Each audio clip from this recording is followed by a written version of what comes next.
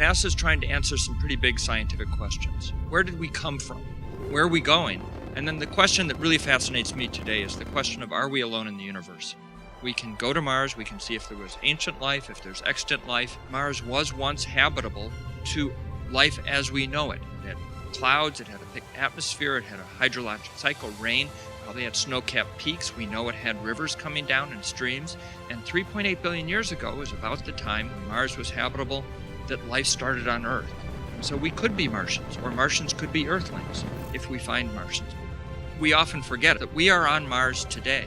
All robotic exploration is human exploration, and we are exploring Mars, and we're learning extraordinary things about Mars. We've been drilling, grinding up the rock, analyzing it with a mass spectrometer. We know what the soil is like. We know what the composition of Mars is. We have found in the mineralogy all the key ingredients for life: the carbon, hydrogen, nitrogen, oxygen, phosphorus, sulfur. We know about water all over, not only the polar caps that we've known about for many decades, but water trapped in the molecular matrix, water in ice, water in humidity on Mars. And we know that there's subsurface ice all over Mars. And this water story only makes the question of, is there life beyond Earth, even more interesting. I believe going to the surface really needs to be the focus. All the action is on the surface. That's where we want to get.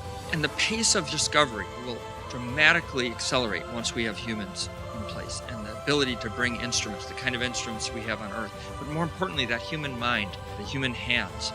But we have a long way to go. It's still a hard road. If it's an impossible problem, it's going to take a little longer. I actually don't think it's an impossible problem.